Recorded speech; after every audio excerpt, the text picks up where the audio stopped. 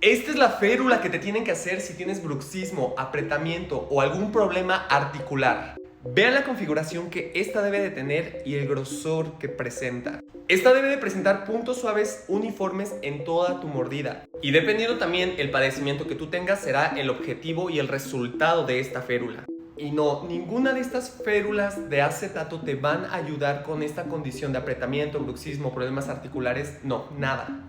Estas prácticamente son contenciones para ortodoncia, pero el verdadero tratamiento son estas férulas de descarga. Chao.